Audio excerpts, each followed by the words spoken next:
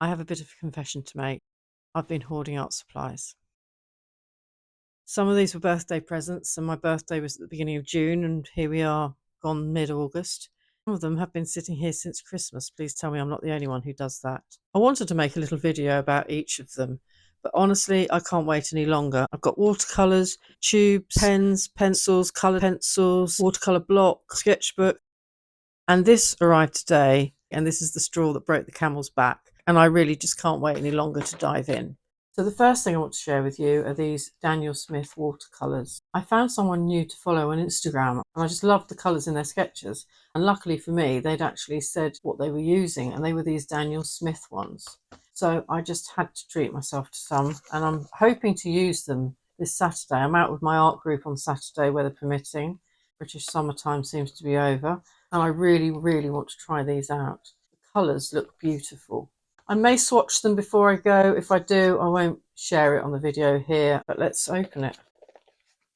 My partner always says I'm terrible at opening things, so I'll speed this up. What you actually get in here is two. How are you not opening? How do you open them? Gosh, they're stiff. Okay, so there's nothing fancy. It's just I'm stupid. These look beautiful, like jewels. I can't wait to use those. And then this palette here, this empty palette, I will use for the tubes that I've bought. Look, I'm going to just be buying more, aren't I?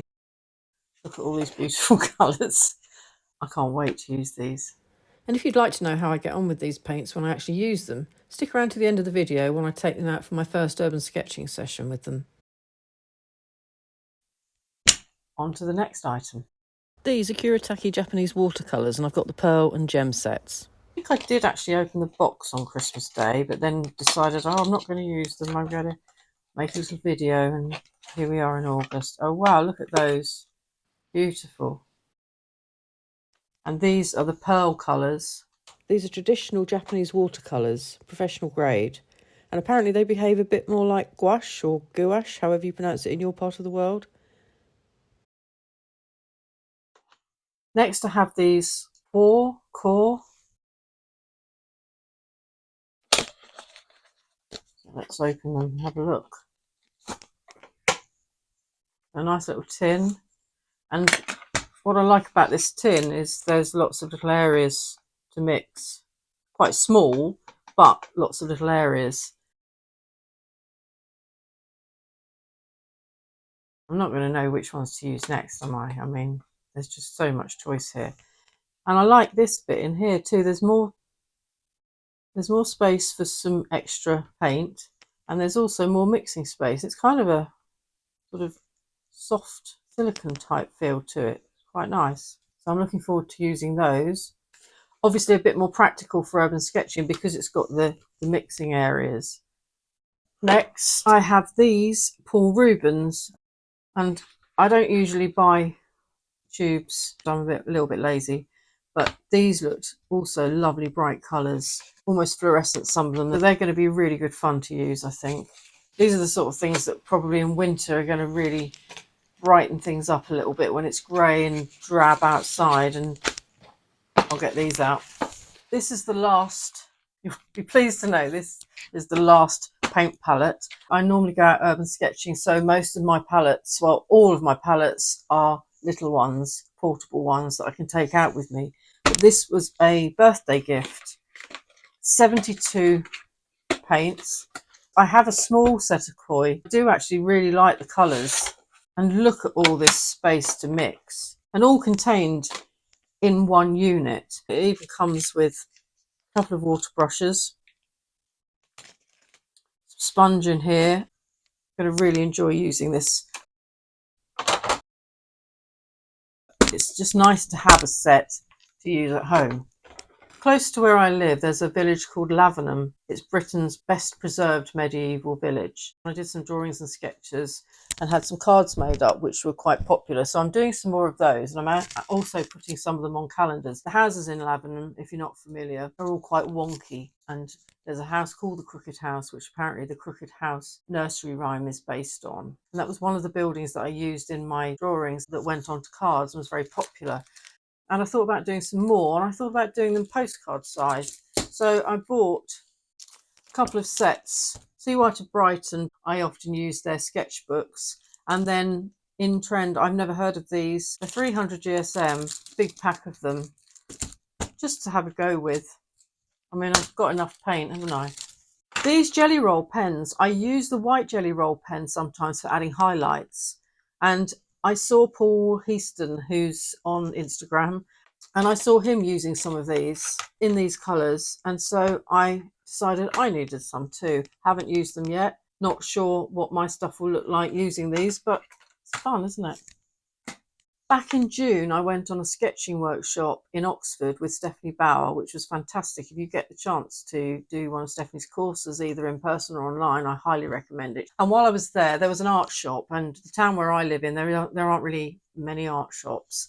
So it was like being a child in a sweet shop. And I bought some coloured pencils. I've got tons of coloured pencils throughout the house that I've had since I was probably a teenager. None of them are particularly good quality. I treated myself when I was in Oxford and bought a set of Caran d'Ache pencils, and I can't wait to try these. Looks like I have tried that one, sorry. Well, I've only tried one of them. And I bought a couple of pencils to try too. And next, Hanson's a brand of sketchbook I haven't used before, so I thought I'd give that a try. And this was another birthday present, an Arche watercolour block. Sometimes it's handy to have sketches in loose leaves rather than bound inside a sketchbook if you want to scan them in, for example. And I'll show you a bit later on how I got on with my first attempts and what I thought of them. One of the issues of using loose leaves rather than sketchbooks is what you do with them all, pieces of loose paper, so they don't get damaged and keep them in one place. But I've actually got a portfolio. These come in various sizes and portrait or landscape, and lots of different colours. I can actually store my individual pieces of art in here like a photo album. If you want to look it up, it's #FlipChapPortfolio.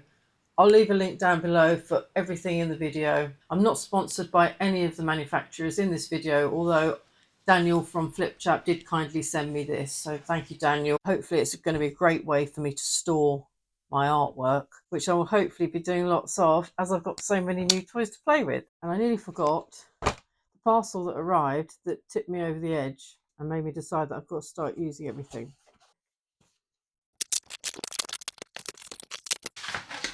Ta-da! It's, get rid of that, a Fude pen, because I don't have quite enough of it.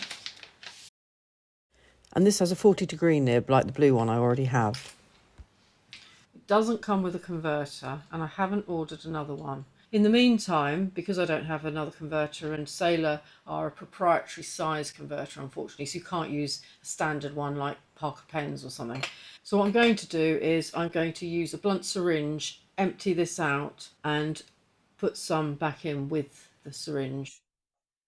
So now let's have a quick look at how I got on using a couple of the items, starting with the Daniel Smith Ultimate Mixing Set.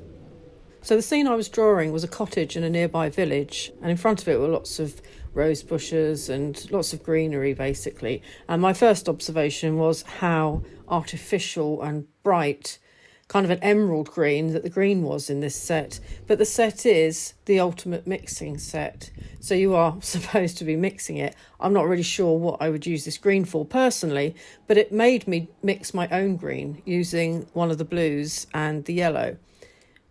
So that's good in my opinion. I broke out of my comfort zone. The Winsor & Newton set that I normally use has sap green, and I'm not a great fan of that either. And I find mixing a little red with it makes it a bit more natural looking. So I did try adding some of the Daniel Smith green and a little red and just varying it. And I did notice how nicely the colours blended all the different greens that I was ending up mixing.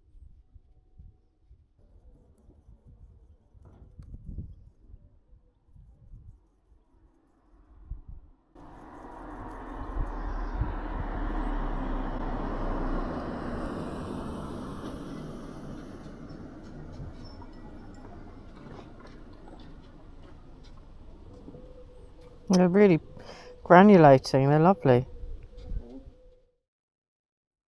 The second observation would be that, yes, I should have swatched it first, because it's quite hard to tell just by looking at the half pans what colour you're actually going to get.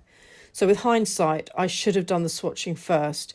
When I came home, I did a very quick swatch, literally just putting a blob of each colour on a piece of paper so that I can see what they actually look like. So it is called the Ultimate Mixing Set. It's lovely and bright and vibrant. I found that the colours blended very nicely together. So all in all, I'm very happy with the set, and it does mean that I have a spare empty set that I can use for the Paul Rubens tubes that I also bought. So I'll try those in a future video.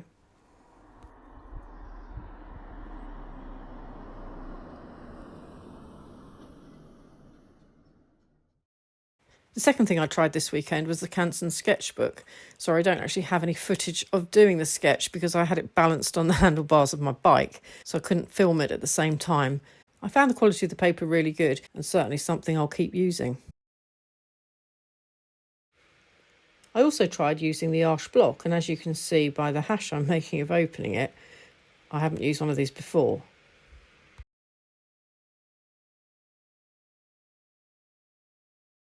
But once I did eventually get into it, I found the paper much smoother than I'm used to because this was hot pressed. I normally use cold pressed paper that has more of a tooth on it, but you can get this in cold pressed as well. But it was actually lovely to draw on something so smooth for a change. And once the sketch is finished, I can just remove that top sheet of paper, and hopefully it will have remained nice and flat because it was part of the block while I was painting on it. And being a loose leaf, of course, I can now go ahead and scan this in much more easily than something in my sketchbook, for example. I think this is definitely something that I'll be buying more of. I might try the cold pressed paper next time so that it has got a little bit more of a texture that I'm used to. Okay, so that's my little art haul video, and I can finally start playing with my new toys now I've opened them all. Let me know in the comments if there's any that you'd like me to try out first, because I'll be using them all in upcoming sketching videos. And please don't suggest anything else to buy because I don't need a second mortgage. Thanks for watching and happy sketching.